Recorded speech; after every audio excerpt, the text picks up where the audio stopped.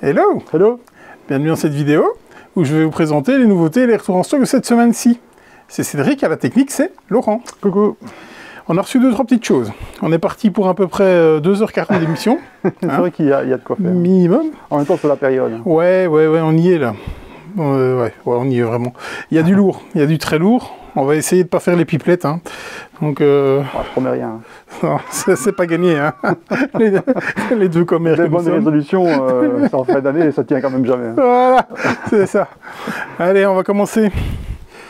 On a Smile Life qui nous revient avec une énième extension qui est fantastique. Alexandre Seba. Ouais. Jamais joué. Moi, j'ai déjà joué. Ah, t'as joué? Ouais, c'est un peu, on pourrait dire comme les Sims, un peu comme ça, en jeu de cartes. Tu vas devoir réussir tes études, trouver un travail, te marier, fonder une famille et tout ça.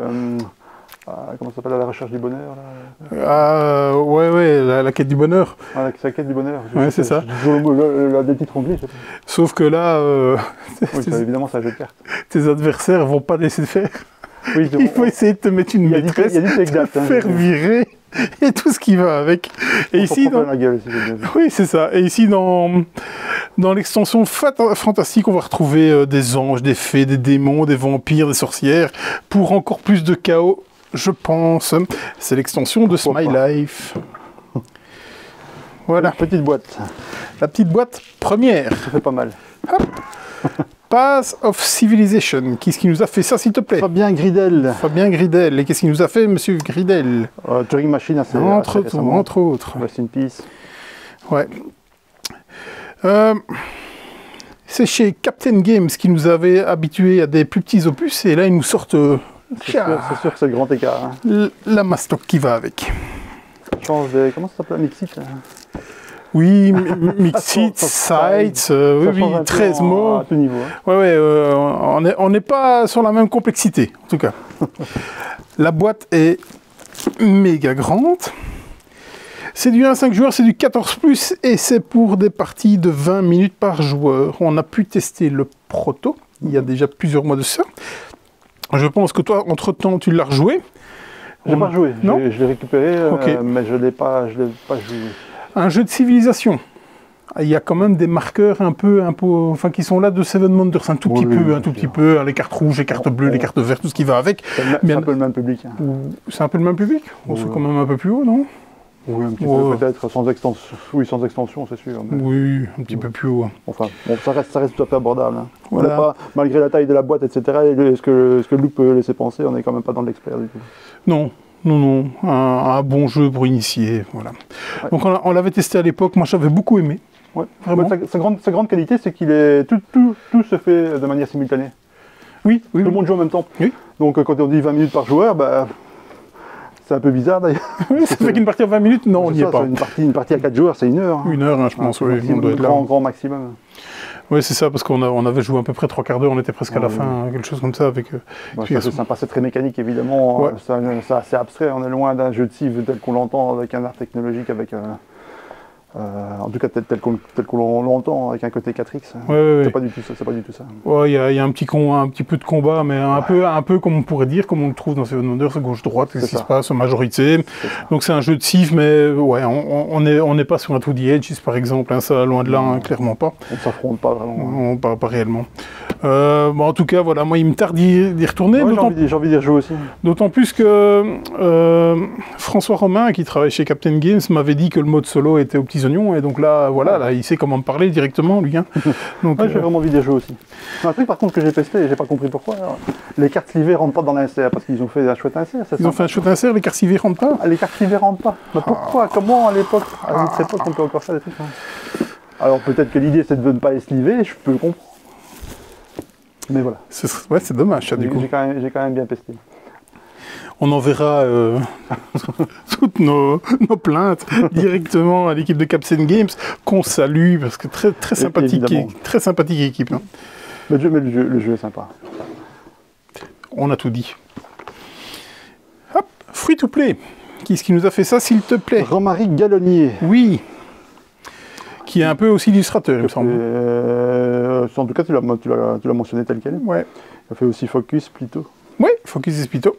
On est chez Explorate, et là c'est un petit coup de cœur sur ce jeu. Hein, on a pu tester le proto il y a une année maintenant, hein, je pense. Et là ça date, on l'a rejoué. Plus d'un an. Oui, on l'a rejoué depuis et tout. Et si vous aimez le chaos, c'est pour vous. Si vous aimez le contrôle, vous allez un peu grincer des dents là du coup. C'est un jeu de plume avec... je veux dire, ça dépasse un petit peu au contraire, c'est pas vraiment un jeu de plume puisqu'on joue les cartes face cachée. Donc, on essaye de... c'est un jeu de collection, donc on essaye de collectionner les couleurs et donc les fruits. Ça se passe jamais comme prévu. Non, exactement. Il faut récupérer les bonnes cartes au bon moment. Un peu de chance, hein. Un peu beaucoup. Bah, c'est fun. Mais voilà, c'est ça. C'est rythmé. Fun, fruité, rythmé. Voilà, tout est dit. La promesse est tenue, il faut le prendre pour ce que c'est. Oui, c'est 20 minutes. Hein. Ouais, c'est ça. On n'est pas du tout dans un Okosudai ou un truc comme ça. On est dans un côté, plutôt le côté fun du jeu de pli, encore une fois, si on peut appeler ça un jeu de pli. Ouais, j'aime beaucoup. Dès la première fois où on l'avait testé, on était nombreux, il faut dire. Vraiment bonne ambiance. Et il avait convaincu. Il avait convaincu tout le monde, moi compris. Encore une fois, c'est très chaotique, mais comme ça ne dure pas longtemps. On salue Explorate s'il nous regarde, on est très sympathique aussi. Est-ce qu'il arrive en Belgique? Non. Mais il est là quand même. Si vous suivez un peu la chaîne, donc vous savez qu'on a encore dû filouter pour avoir les boîtes de Humanity. Qui est-ce qui nous a fait ça? Johan Levet. Voilà, c'est le Fabien Gridel, son compère sur Turing Machine. C'est ça. Auteur de Myrmes. Auteur de Myrmes. Ouais, qui est quand même une référence. Ouais. Qui s'est plutôt depuis spécialisé dans le jeu de déduction. Hein, oui, avec archéologie. C'est ça qui est sa grande passion. Et Fabien Gridel aussi, je pense. Ouais. Enfin voilà, ici on est dans autre chose. Clairement, oui, clairement.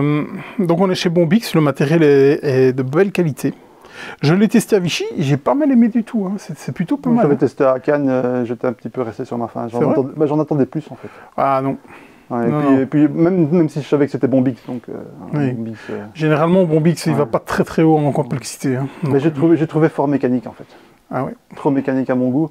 La bonne idée, c'est les ouvriers. Il y a une espèce de prise de risque. Cette fameuse plus on l'envoie loin, si on n'achète pas les tuiles, on va récupérer nos ouvriers que bien plus tard. Et donc on hésite à aller les mettre loin pour prendre exactement la tuile qu'on veut. Donc ça, c'est vraiment le twist du jeu qui est super intéressant. Mais en dehors de ça, on est dans quelque chose. Voilà. Après, on va essayer ressources. C'est plus les ressources. Les ressources ne sont pas représentées physiquement. On n'a pas de piste, on n'a pas de ressources matérielles. Ce sont des tuiles que l'on tourne donc ce sont des tuiles plus ou moins carrées en fait. Oui. Et le chiffre qui apparaît dans le bas, c'est le nombre de ressources qu'on prend. Donc quand on produit, on fait pivoter une tuile, on fait une rotation de la tuile pour indiquer combien on produit. Et quand on dépense, on fait ça dans l'autre sens. Voilà. Mais c'est plus une façon de comptabiliser les ressources que réellement un twist. Le twist, c'est vraiment ce plateau central avec les tuiles. Et donc, pour aller chercher une tuile, on place un ouvrier aussi loin qu'on veut, mais plus on le place loin, plus tard on le récupérera. Il y a des risques qui ne reviennent pas tout de suite, oui, bien sûr. Mais oui, ce twist m'avait vraiment beaucoup plu. C'est vraiment ce qui fait du bien. J'avais vraiment envie de terminer la partie, donc comme on était à Vichy, on a juste fait 2-3 tours pour voir comment la mécanique se déroulait, et c'était plutôt très très sympa. Après, vous allez avoir des patterns avec différentes couleurs de planètes à connecter. Des expériences qu'il faut assembler, il y a 3 types d'expériences. Et puis c'est vraiment développer sa propre base. Hein, avec, mais moi j'ai super envie d'y retourner. Enfin, c'est plus léger que ce qu'on joue d'habitude, ça c'est sûr, mais... en même temps, c'est pas non plus super léger, mais... Non, c'est pas léger, c'est mécanique. C'est un jeu de stratégie. On fait tout le temps la même chose, en fait. Ouais, j'y arrive pas, là. Oh, putain. Ça c'est lourd. Hein. Age of Rome. Ouais. De Vangelis Eftimiou et Antonios Yiannopoulos. Ouais. Serait-il grec? Peut-être. C'était un KS? Je pense pas qu'il ait fait quelque chose d'autre. Je sais pas. J'ai rien noté? Non, t'as rien noté. Je pense pas que... il me semble que voilà. Ouais, je pense que c'est un premier jeu. Hein. Ouais. Il était sur KS, donc on l'a récupéré. Oh. C'est un jeu un peu taquin. Il y a un petit peu d'intérêt. Je pense que c'est pour ça que... Parce que c'est un jeu de gestion, hein, c'est un Eurogame. Mais avec un peu de tech data. Et donc, je pense que c'est ça qui fait qu'il divise assez bien. Mais oui, parce que c'est pas spécialement courant dans les euros de prendre... Mais c'est pas si violent que ça non plus. On envoie ses espions, on va freiner la progression des autres. Donc c'est du tech date en étant voilà. Le matériel est pas mal. Bon, c'est une Kickstarter, c'est une version de luxe et tout ce qui va avec. Le plateau double couche, etc. De quoi? Le plateau double couche, etc. Ce qui est original, c'est le plateau tournant en fait. Oui, qui tourne. Hein. Oui, c'est que comment je veux dire, le plateau est divisé en plusieurs régions en fait. Et à notre tour, on peut interagir dans la région qui se trouve devant nous. Et puis à la fin de notre tour, quand tout le monde a fait son tour, elle tourne en fait de manière circulaire. Et donc au tour prochain, on a accès à une autre région, on se développe dans une autre région, construire des bâtiments, placement d'ouvriers, etc. Ouais. C'est ça vraiment l'originalité du jeu. Voilà, après, qu'est-ce que ça donne? Moi, je me rappelle à l'époque, j'étais pas allé parce que je ne sais plus exactement pourquoi, ça ne m'a pas vraiment convaincu, mais il a quand même des retours. Il y a des gens, mais divisés. Voilà. Des gens qui adorent et d'autres qui les démarrent. Encore une fois, je pense que le côté frontal, peut-être à un certain moment, dans ce genre de jeu, peut expliquer ça. Ouais. Pourtant, d'après la boîte, ça semble pas être si long que ça. Ils disent 1 heure, bon, bien entendu. Ouais, je pense pas que c'est du gros jeu. Hein. Si c'est pas du gros jeu, c'est du lourd. C'est du jeu lourd. Ouais, c'est du lourd. Oh, qu'est-ce que c'est lourd, quoi. Il était attendu, celui-là? Ouais. C'est Planet Unknown. Planet Unknown, Ryan Lambert et Adam Reberg. Ouais. C'est des versions boutiques. Celle-ci, parce qu'il existe des Kickstarter en version originale. Est-ce qu'il y a des Kickstarter en version française? Je ne sais pas. Alors là, je ne sais pas, j'ai pas su. Ouais, peut-être bien, je sais pas. Nous, on ne peut pas les savoir. Donc on s'est rabattu sur les boutiques. Par contre, on a ouvert les précoces sur les caisses en anglais, du coup, avec l'extension Supermoon qui arrive. Texte, je pense pas qu'il y ait grand texte. Hein. Ah, j'ai pas l'impression. Non, je crois pas. Des polyominotes avec des... Bon, je pense que ça a été fait pour... Je vous montrerai bien... Dans les extensions qu'il y a des cartes, mais je suis même pas sûr. Je vous montrerai bien l'arrière de la boîte, mais on a reçu une planète supplémentaire en bonus, donc on l'a glissé dans le cellophane. Ça, c'est un de mes coups de cœur de Vichy, parce que j'y ai joué pour la première fois à Vichy. Donc j'avais pas joué parce que mes amis ne m'attendent pas pour jouer à ce genre de jeu, n'est-ce pas? Et moi, j'ai adoré. J'ai vraiment beaucoup aimé. Franchement, ouais, c'est un de mes coups de cœur de Vichy, clairement. Bon, c'est unanime en général. Hein. À partir du moment où je pense qu'il ne faut pas s'attendre à quelque chose de trop... Ah, c'est de l'initié et ça va pas plus haut, hein. C'est clairement pas, quoi. C'est du léger. Si on s'attend à ça, je pense qu'il répond aux attentes. En plus... On joue pratiquement tous en simultané, donc c'est assez rapide, c'est pas mal. Cette espèce de plateau qui tourne pour choisir ses polyomino, là, tout fonctionne très bien, franchement, dans celui-là. Donc, ouais, très content qu'il soit y arrivé, parce qu'il a mis un petit peu de temps, ça fait longtemps qu'on en parle. Ouais, ça fait quasiment 1 an qu'il est dispo, je pense. En VO, oui, mais pas en version française, évidemment. Quoi. Et donc en VO, on a eu du mal aussi à avoir des boîtes parce que tout est parti assez rapidement. Oui, ça, il a du succès, il n'y a aucun doute là-dessus. Ouais. Clairement. Et je vous le recommande vivement. Moi, j'aime beaucoup, en tout cas. Voilà. Alors, une extension. Ouais. Là, il va en avoir quelques-unes qui étaient attendues. Donc Super Meeple nous a livré un camion.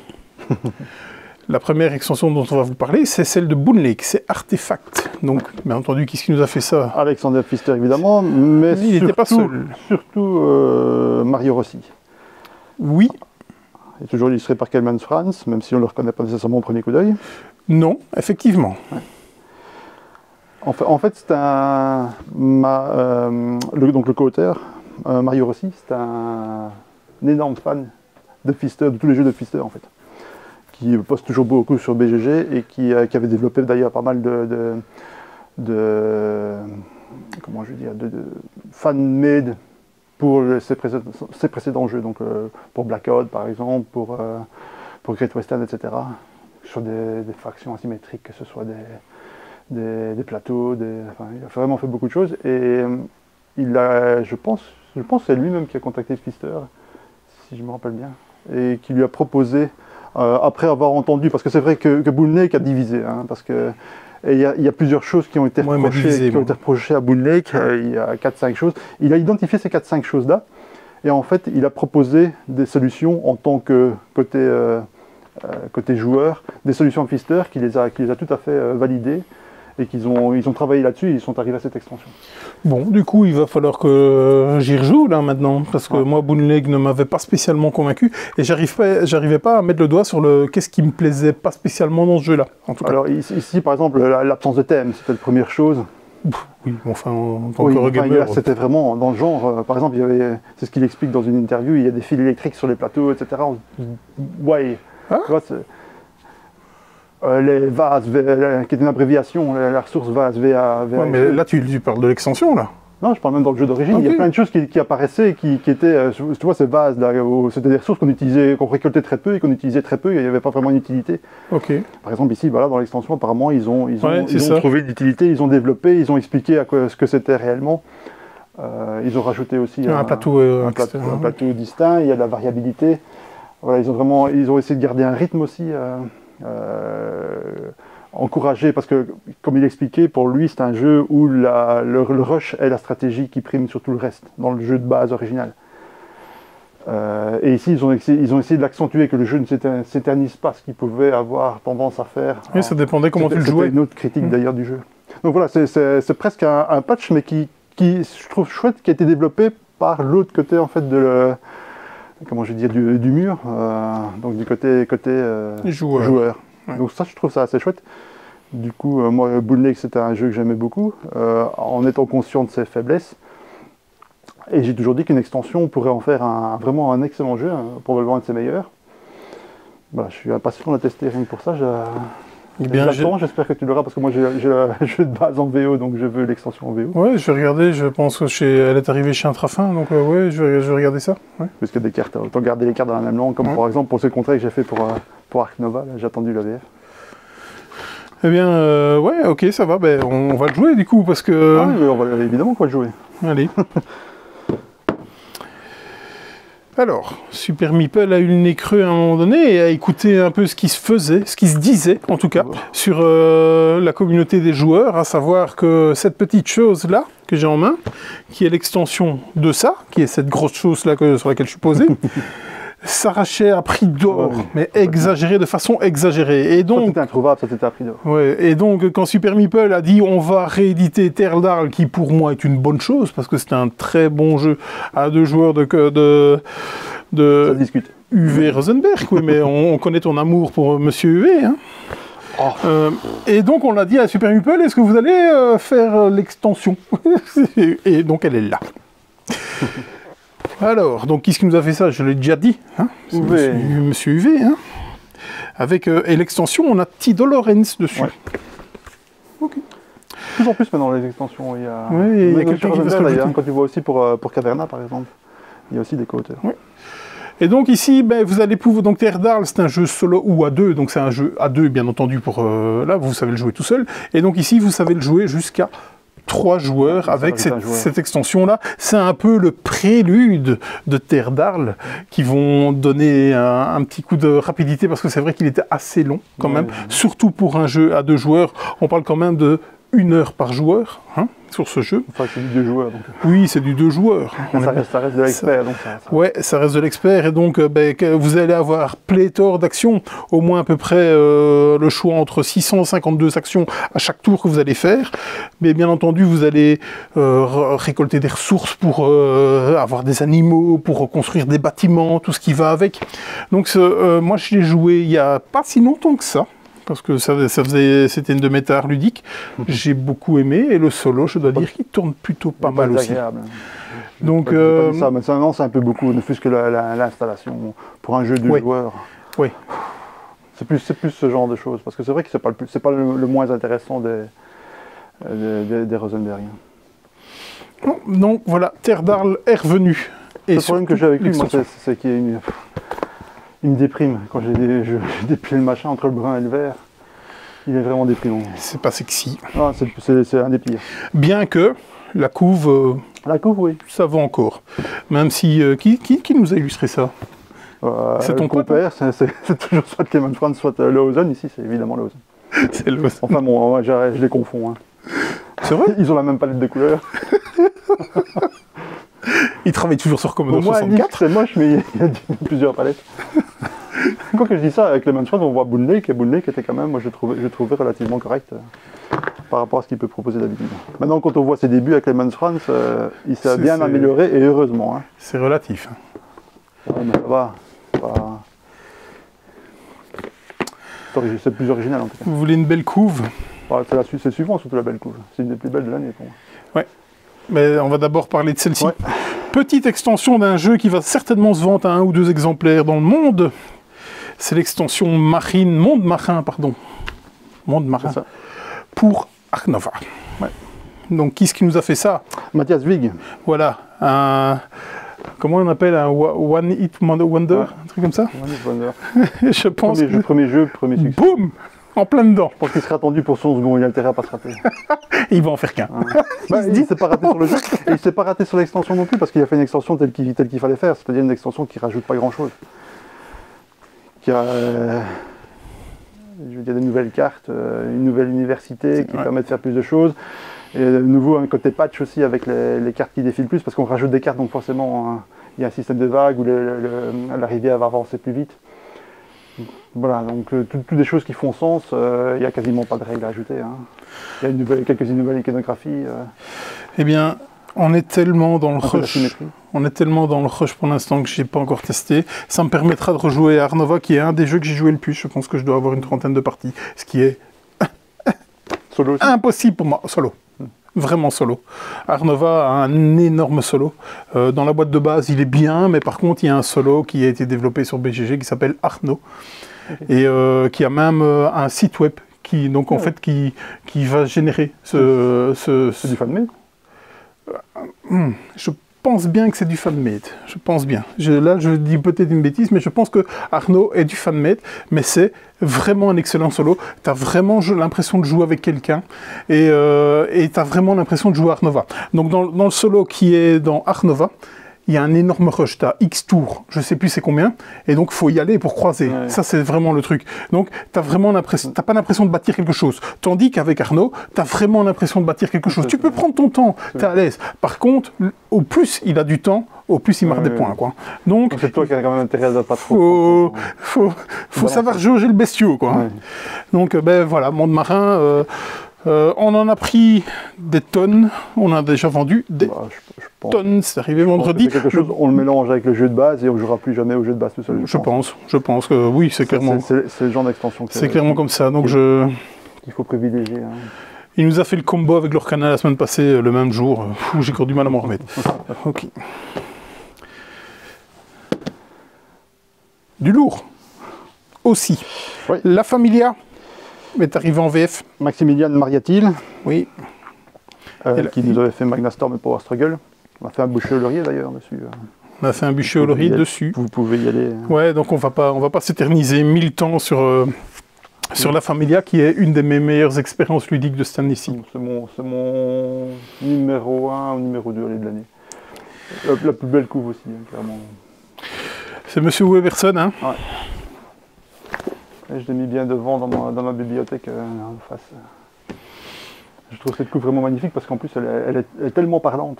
Et on en parle d'ailleurs, je pense, dans le bûcher de laurier qu'on avait fait. Oui. Ça paraît très paisible. Oui. Et puis on se dit, tiens, il y a quand même un truc bizarre au fond, il y a un truc qui crame.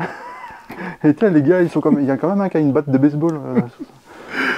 Donc c'est un jeu sur la mafia, allez voir bûcher au laurier, on va pas en faire des tonnes. 4 joueurs uniquement quand même. 4 joueurs only, hein. Oui. Deux bonnes heures. Oui. Est-ce que c'est un bon jeu? Oui, vraiment. Et donc je remercie encore Ben d'avoir joué avec moi à ce jeu-là, que je n'aurai jamais dans ma ludothèque parce que c'est pas pour moi. Parce que ça fight sa mère. Mais excellent jeu, vraiment très très bon. Ah, c'est du bon, c'est excellent, c'est pas pour tout le monde. Non, clairement. Il faut aimer l'affrontement. C'est de l'expert, hein. Oui.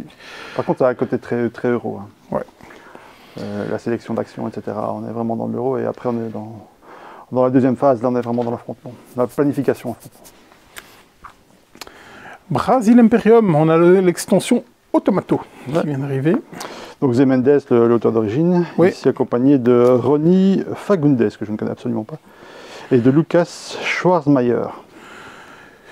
Mais comme son nom l'indique, c'est un automat en plus pour Brasil Imperium. Moi, Brasil Imperium m'a fait penser un peu trop à Sight. Oui, c'est clairement...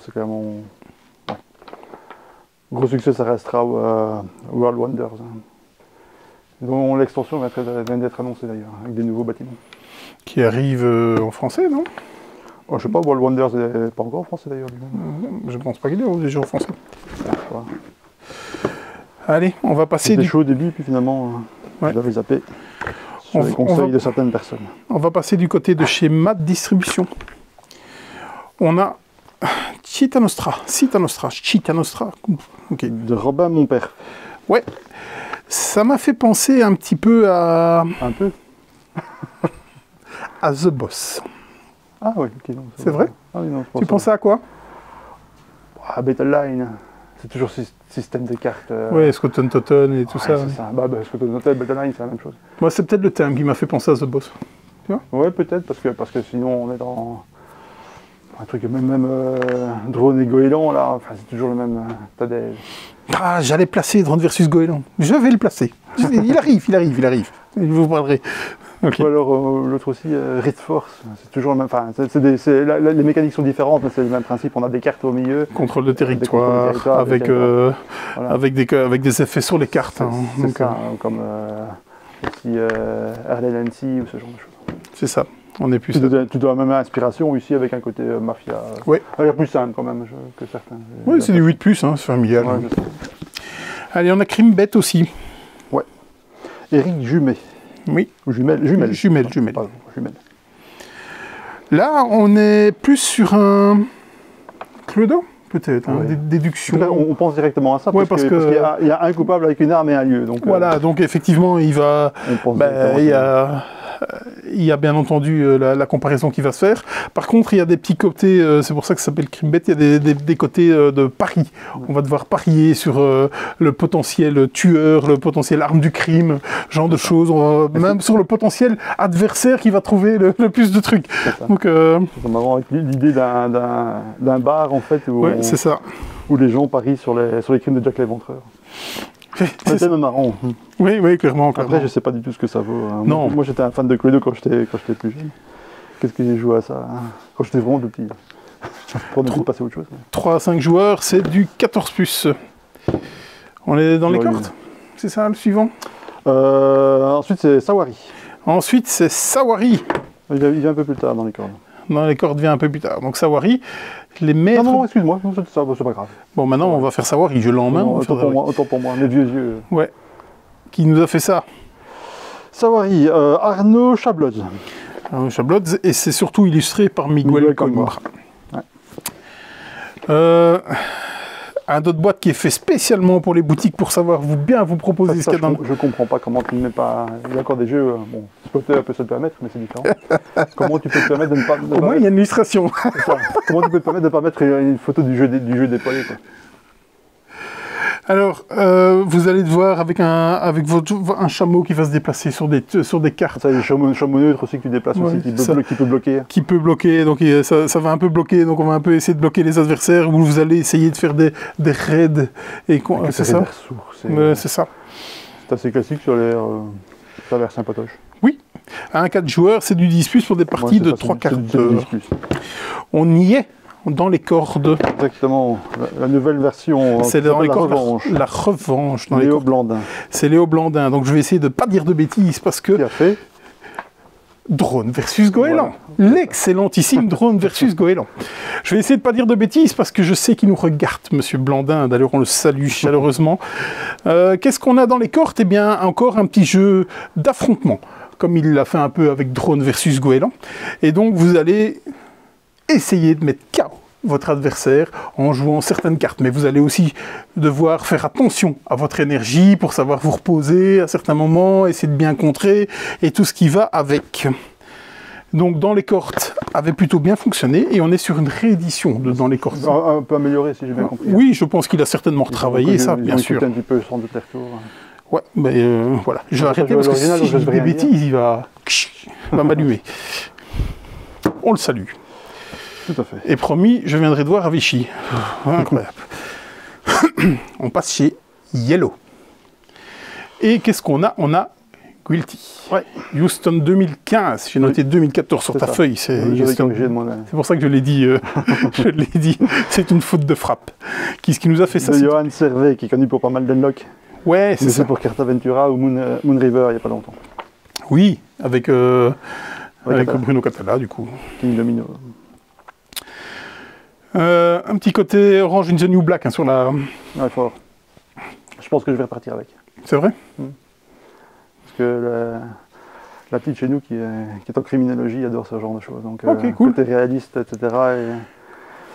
Oui, on va ramener ça, on va essayer ça. Ouais, donc attention, j'ai justement vu une vidéo de Yellow qui le présentait. On est sur du 16+ par ici, du 18+ aux États-Unis, parce qu'on est vraiment sur le milieu carcéral avec tout ce qui va avec, drogue, sexe, violence et tout ce qui va avec. On est sur un jeu d'enquête. Prévoyez, à mon avis, 3-4 heures pour faire la boîte, quelque chose comme ça. Qu'est-ce qu'on peut vous dire là-dessus? Rien du tout, parce que sinon vous spoil. Voilà, tout simplement. C'est un petit peu, d'après ce que j'ai entendu de l'auteur, il voulait quelque chose qui soit au niveau de complexité de détective. Okay. L'original, parce qu'après ça s'est simplifié. Apparemment c'est ce qu'il a voulu faire, donc c'est un truc qui c'est pas pour tout le monde apparemment, c'est du costaud. Ouais. En termes d'enquête, on parle. Et la particularité c'est des cartes temps en fait. Dans détective j'avais fait une partie, mais j'avais jamais eu le temps de faire la finir finalement. Du coup il est parti, mais là c'était le stress ici, la notion de temps en fait qui intervient. À chaque fois qu'on fait certaines actions, on retourne une carte, une espèce de réveil en fait digital qui fait avancer le temps. Et je pense qu'il faut essayer de résoudre ça avant, puisqu'il y a une deadline, il faut découvrir le coupable, puisque c'est la fille d'un sénateur, si j'ai bien compris, qui a été assassiné en prison. Et donc il faut absolument avoir découvert les tenants et aboutissants pour le lendemain pendant la conférence de presse. Et donc il y a cette notion de temps qui apparaît. Cool. Début d'une, je pense que c'est le début d'une série. Ouais. Il y a déjà 3 de prévus, je pense. Je sais pas. Avec des époques différentes, c'est pour ça qu'ils l'ont indiqué 2015. Parce qu'il y en a certaines qui vont se passer un peu comme les Chronicle of Crime. Oui. 1400, 1900, 2400. Oui, c'est avec les voyages dans le temps. Les boîtes blanches, là. Time Stories. Time Stories, voilà. Là aussi, ça y jouait beaucoup avec les époques. Ouais. Un plus, parce que visiblement, c'est fort solo, même si on peut le faire à plusieurs. Je pense c'est un peu comme détective, je pense qu'il faut plusieurs têtes. Comme c'est du lourd, il faut plusieurs têtes. C'est plus dans cet esprit-là qu'il faut prendre ça. Un joueur, je pense que c'est compliqué apparemment de résoudre ça, de tout emmagasiner en fait, des informations. Il y en a vraiment beaucoup apparemment. Encore une fois, j'en dirai plus quand j'y aurai joué. Il nous avait dit Andorre, c'est terminé. Qu'est-ce qu'on a? Andorre, le froid éternel. Michael Menzel. Ouais, auteur, monsieur Menzel. Auteur et illustrateur. Auteur, bien entendu, illustrateur. Il manquerait plus qu'il ait demandé à quelqu'un d'autre d'illustrer sa boîte. Pourquoi pas? Oui, il a illustré 600 et des boîtes. Pourquoi pas? Bien sûr. Donc, j'ai un peu lu le pitch, mais je ne vois pas spécialement la différence qu'il peut avoir. Des petits gimmicks peut-être, mais voilà. Si vous avez apprécié Andorre comme moi, j'ai beaucoup apprécié Andorre. C'est des missions Andorre, si je me rappelle bien. C'est des séries de missions. Oui, c'est ça, c'est des séries de missions, oui, bien sûr. Je suppose que c'est des missions additionnelles avec des... Ouais, donc vous allez un peu stuffer aussi votre personnage et vous allez faire des conquêtes. Mais ce que j'aimais tout particulièrement bien dans Andorre, moi, en tant que grand fan de Zombicide, ça y est, j'ai dit Zombicide dans une émission, on peut y aller. C'est que dans Zombicide, on est bourrin, on tabasse, tandis que dans Andorre, voilà... On tabasse la boîte. On va essayer de gérer l'adversité comme on peut, parce que au plus on tabasse, au plus le temps avance. Ouais. Ce qui fait que y a des fois, à la fin de la mission, on laisse tout passer et on y va. Donc, Michael Menzel n'en faisait plus, et donc Andorre, le froid éternel est sur la table. Voilà. Une extension pour les ruines perdues de Narak. C'est la mission disparue. Donc, qui est-ce qui nous a fait ça? Toujours les deux mêmes, le couple, si c'est un couple. Je pense, oui. Elwen et Emile. Elwen et Emile, ok. On va avoir un plateau additionnel, je pense aussi, dans des cartes événements en plus. Ouais, c'est du plus, c'est ça. Des nouveaux personnages avec quelques mécaniques additionnelles, un nouveau plateau piste d'exploration, du plus quoi. Je pense pas que ça change de jeu de manière profonde. J'en avais entendu tellement bien les ruines perdues de Narak que moi j'étais un petit peu déçu. C'est bien, c'est bien. Et tout le monde m'avait dit c'est le jeu du siècle et tout. Et ouais, c'est bien, c'est bien. Faut pas dire de ce que j'ai pas dit, mais... La seule chose que j'ai trouvé pas mal, c'est que je l'ai joué après Dune Imperium. Directement après. Donc j'ai trouvé ça pas mal. Ok. Voilà. Ouais. Tu diras ce que tu veux. Mais après, j'ai pas joué à Dune Imperium avec les extensions. Donc, là, on va demander à nos experts qui sont totalement incrédibles de répondre à ce genre de choses. Uprising, maintenant qui est sorti, c'est du cachetonnage quand même. Hein. Uprising, pour l'occasion, je suppose, du deuxième film. C'est un stand-alone. Hein. Donc c'est le premier jeu, en fait, mais avec quelques modifications. De quel jeu? De Dune Imperium. Ah, ok. Dune Imperium Uprising. Je pense pas qu'il soit déjà dispo en français, mais en anglais, il est sorti il y a quelques semaines. Et c'est vraiment le jeu de base, mais avec quelques petits changements qui apparemment font la différence. Voilà. J'ai pas spécialement envie d'aller le tester. On va du côté de chez Loki, la gamme enfant de chez Yellow, avec Hop Hop Joey. De Marisa Peña. Ouais. Donc vous allez faire mouver votre petite enfance à partir de 2 ans. En gros, ceci est trop difficile pour pouvoir lui faire sa sieste. Voilà. Ouais, c'est vrai que ça va travailler sur pas mal d'axes que les enfants doivent avoir, et donc on va travailler là-dessus. Et justement, à Vichy, j'ai discuté un peu avec une personne de chez Hello qui me disait que les Loki, ils travaillaient avec des écoles autour de leur entrepôt. Donc c'est des jeux qui développent eux-mêmes. Et en fait, quand ils ont le jeu, ils le donnent dans les écoles. Et donc le feedback revient. C'est le meilleur endroit pour tester. Là, je pense qu'ils ont tout compris pour les jeux pour enfants. Et donc, bien entendu, il y a le feedback de l'institutrice. Et en plus, ils voient au moins comment les enfants se comportent avec le jeu. Je pense que c'est vraiment un gage de qualité là-dessus. Tout à fait. On le testera ensemble. On le testera ensemble. On n'aura pas l'air con. Vu notre gabarit, ça peut être marrant. N'empêche, déjà, il faut arriver à mettre le tablier. Ça, premier challenge. Parce qu'il y a un tablier. Si tu permets, après, on enchaînera sur un twister. Ça peut être marrant. Voilà, c'est ça. Et on mettra ça dans les bêtisiers. Des bûchers au laurier. Des bûchers au laurier. Okay. Notre cas, à un moment donné, à Vichy, il commence, il me dit, vous voulez tester? Donc il commence à étaler des trucs au sol, puis je vois qu'il sort son tablier. Je dis, mais moi je mets pas ça. Hein. Et donc il l'a mis, c'était très comique. Ah, belle anecdote aussi. En même temps, c'est quoi? C'est du 2+, ça? C'est du 2+. En même temps, il m'a dit c'est à ta portée, ça, tu vois. Mais le tablier aussi, il doit être... Mon avis, il passe pas. Moi, c'était une cravate, le tablier. Il passe pas. Allez. On est chez Imperial Miners. Donc, qu'est-ce qui nous a fait ça? Oui, c'est pas Trevi Check cette fois-ci, c'est Tim Armstrong. Ouais. Qui avait fait Orbis. Ouais, parce qu'on est dans l'univers de Imperial Settlers. C'est ça. J'ai pas tout compris au gameplay par contre. Moi j'aime beaucoup Imperial Settlers. J'aime vraiment beaucoup. C'est dans l'univers, ça a quelques similitudes, mais on n'est pas du tout dans Imperial Settlers. Hein. Non. Ça se joue pas de la même façon, c'est plus léger déjà. Oui. C'est plus court, plus léger. Bon, c'est pas spécialement hyper lourd, hein, c'est pas ce que je veux dire, mais c'est un cran en dessous des 50 First State. La particularité, c'est qu'on place des cartes en fait qui ont différents niveaux. Donc on peut descendre sous terre. Et quand on place une carte, ça m'a fait penser un petit peu à la chute du roi de la montagne. Tu te rappelles quand tu faisais des cartes en cascade? Pas joué le chute du roi de la montagne. Si, c'est la même chose, tu places tes cartes en fait, et chaque fois que tu passes une carte, tu peux remonter toutes les cartes, tu choisis plusieurs chemins, si tu as plusieurs chemins, tu peux remonter toutes les cartes comme ça jusqu'à la surface en fait. Ça c'est thématique, ça a l'air marrant. Maintenant, un 5 joueurs, c'est du 10+. C'est ça, c'est du 10+. Et là, et l'éclat de la montagne. Qui est-ce qui nous a fait ça, s'il te plaît? De Jeffrey CCH. Ouais.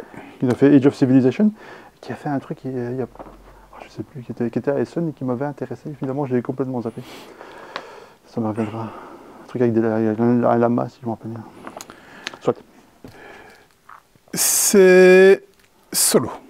C'est plus solo qu'autre chose, donc c'est du 1+ encore, comme là. Et même si vous ne jouez pas, extrêmement narratif. Ne vous fiez pas à l'illustration qu'il y a sur la boîte, parce qu'on n'est pas sur un jeu pour enfants. Pourquoi? Parce que les thèmes Vraiment, donc au début, c'est un jeu à campagne, narratif. Au début, ça va être un peu facile, puis après, ça va avoir tendance à vachement s'obscurcir, avec une belle introspection. La première carte, c'est je prends un panier pour récolter plus de petits trucs. C'est très très bon enfant. Mais apparemment, après, ça change. C'est vrai, quand tu vois la couve comme ça, à part l'épaisseur de la boîte, qui probablement te fait un petit peu tiquer, tu te dis c'est probablement pas du familial, mais sinon tout le reste, un peu induit en erreur. Non, mais d'ailleurs, il y a un autocollant qui le dit. C'est bien qu'il ait mis ça. Si les premiers chapitres sont très accessibles, l'univers d'Eila, j'arrête pas de dire Elia, en tant que bon propriétaire de panneaux photovoltaïques, l'univers d'Eila se complexifie et s'assombrit rapidement. Tu as même écrit d'ailleurs. Le réservant de fait à des joueurs avertis. De quoi? Tu as même écrit Elia d'ailleurs. De quoi? Sur le papier. Ah ok, c'est bien. C'est bien. Et donc c'est très très narratif. Tu vois, Alex, on fait passer nos messages via YouTube, parce qu'on est des rois d'Hollywood. C'est de celui-là que je te parlais. Qui, à mon avis, il a de bons retours. Qui a, oui, très très bon retour. Du bien. Oui, très très bon retour. Très très bon retour. Même Romain, je pense que tu avais joué.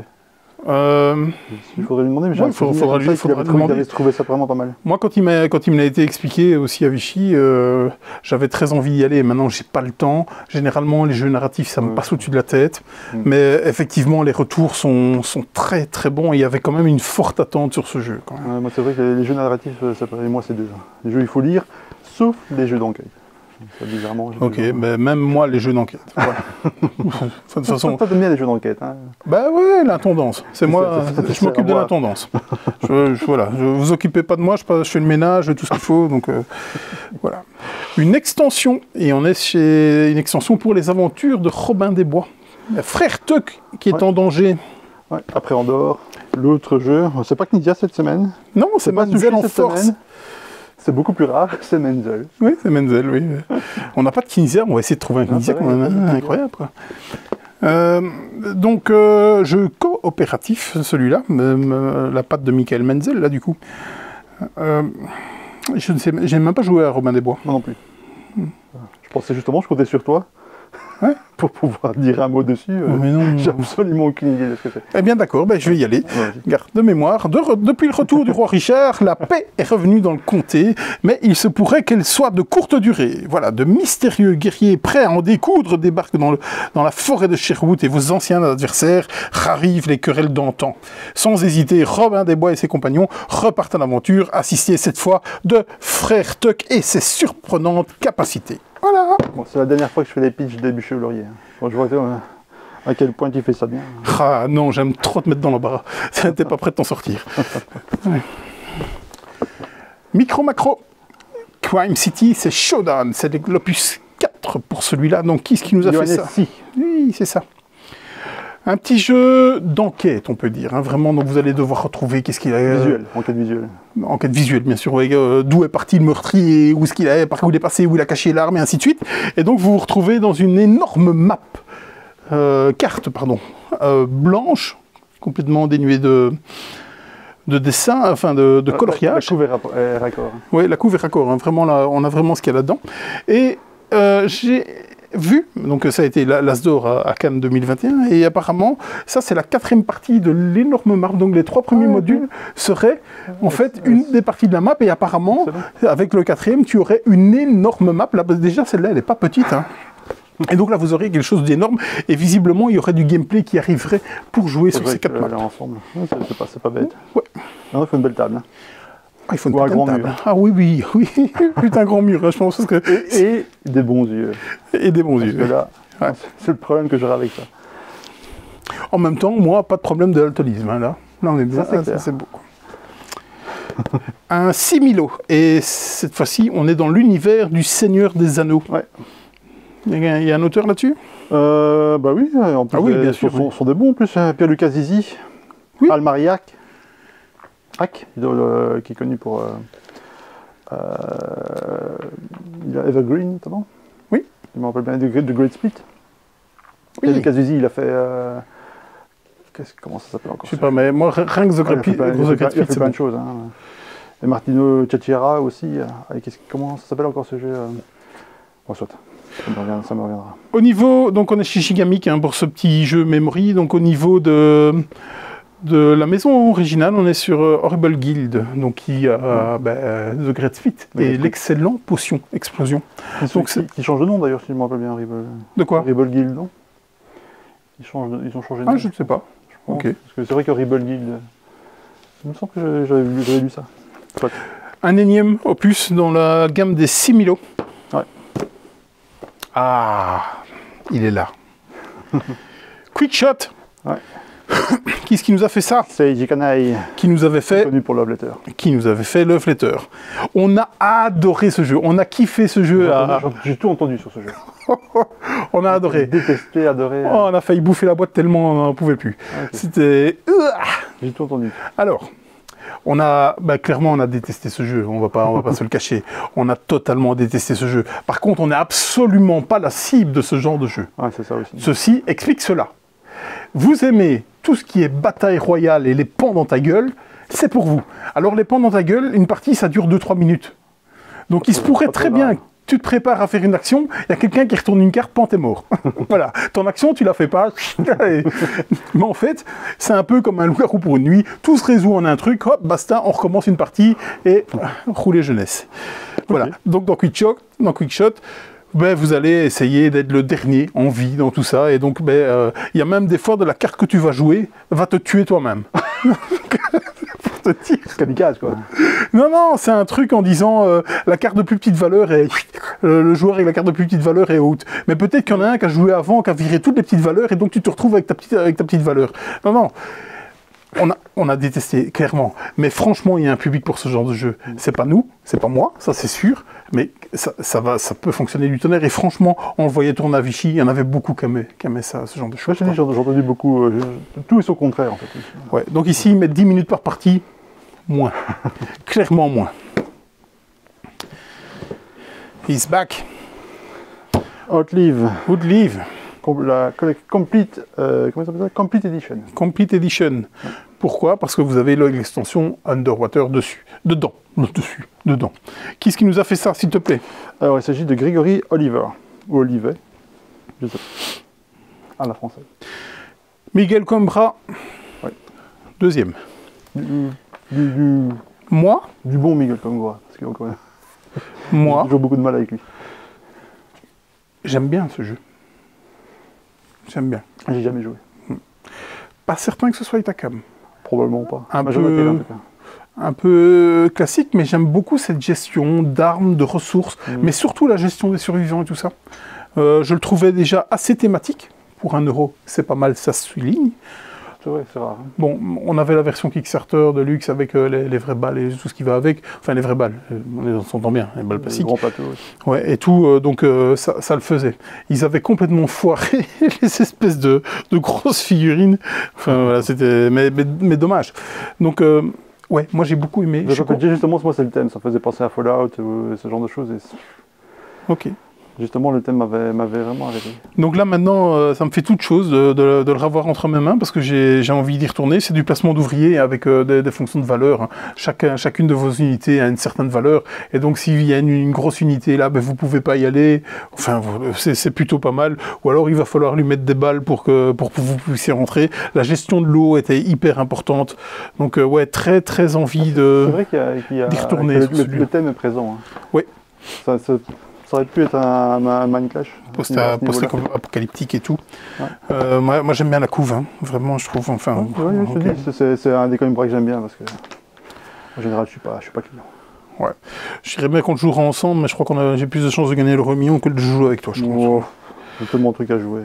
Voilà, c'est ça. Avant celui-là. Voilà. On y est. Gozwix qui nous revient avec une extension qui s'appelle Abunakashi. Abunakashi, ouais. C'est une nouvelle faction. Hein, une nouvelle faction parce que... Ouais. Je vais partir avec ça. Ça sonne léger. C'est une faction supplémentaire, évidemment. Il nous vient aussi avec 2 playmats, à l'instar de Radlands. Je vais encore me faire avoir. Je pense que ces playmats sont totalement inutiles, donc totalement indispensable. Non, dans Radlands, les playmats avaient une vraie valeur dans le jeu. Je pense que dans Ghost X, ça peut être la même chose aussi. Bon, ça, tu places tes cartes dessus, quoi. Oui. Oui. C'est sympa que de le mettre à même la table. Oui, clairement. Mais pour un jeu de ce format-là, je trouve que ça se justifie, en fait. Oui, tout à fait. Autant dans Mindbox, ça ne se justifiait absolument pas. Dans Radlands, ça se justifiait vraiment. Ouais, ici, je pense que dans Ghost X, ça se justifie largement aussi. C'est pas trop cher comme playmat. 13,90. Ouais, c'est vrai. Hein. Je risque de repartir avec. Nekojima, qui est-ce qui nous a fait ça, s'il te plaît? David Carmona et Karen Nguyen. Ouais, c'est du 1 à 5 joueurs pour des parties de 15 minutes et c'est à partir de 7+. Nekojima se distingue par son matériel. Vous allez devoir empiler des pylônes électriques sans que les fils se touchent. Jeu dextérité. Ouais, et parce que c'est trop simple, vous allez même devoir mettre des chats sur ces fameux fils électriques. Je l'ai testé à Vichy, donc je voulais suivre la campagne Kickstarter, puis je m'étais dit ça va arriver en retail et je ne vois pas ce qu'il pourrait avoir vraiment de plus là-dedans. Oui, apparemment les chats sont en bois dans la version Kickstarter. Ici, c'est les versions boutique qui va avec ça. Je l'ai testé à Vichy. Vous pouvez le jouer en équipe ou en coop, je pense. Coop. En équipe, c'est sûr. En individuel ou en équipe. Je sais bien que moi, j'ai refusé de jouer en individuel parce que j'ai dit, il est hors de question que je perds tout seul. Voilà. Deux modes de jeu, coopération ou compétition. Donc, on a tous perdu parce que, imaginez les petits fils électriques avec les bouts de bois empilés avec mes grosses mains. Voilà. Ça n'a pas fait un pli. Ça n'a pas fait un pli. J'ai tout foutu par terre. Voilà. Donc, mais ceci dit, le jeu est vraiment bien, c'est chouette. En plus, il a une belle présence sur table, c'est graphique et tout. Donc, on va mettre ça en démo ici et voilà, un peu comme Catapulte et tout ça, les gens vont aller instantanément vers ce jeu-là. Catapulte, c'est vraiment un côté fun. Ici, c'est vraiment la dextérité. Oui. Avec moi, il aurait plus de chances de finir dans le mur que sur la table. Ah ben, j'essaierai même partie avec toi, avec un peu de chance, je perdrai pas. Ah non, bah, tu perdrais 50 balles probablement, en fait, je sais pas combien ça coûte. Non, tu vas me l'acheter avant. Non, ça ira. Bon, au niveau des nouveautés, c'est à peu près tout. C'est pas mal, on n'a pas été trop long. Non, 52 minutes. On n'a pas fait les commères. 52 minutes quand même. Ouais, on était parti pour 10 ans avec ce qu'il y avait sur la table. On a fait pire. De retour. d'Inoblivion, la suite de Goblivion, où c'était le premier d'Inoblivion, et puis c'est Goblivion, je crois que c'est Goblivion le premier. Alors là jeu plus solo que duel, pas mal, vraiment belle gestion sur cela. On va pas épiloguer pendant 10 ans, et ça y est, on n'est plus obligé de filouter pour les avoir. Il y a une grosse boîte par contre. De quoi? Il n'y a plus qu'une boîte. Il n'y a plus qu'une boîte orange, oui, la Belgique. Ok, voilà, pardon. C'est Faraway.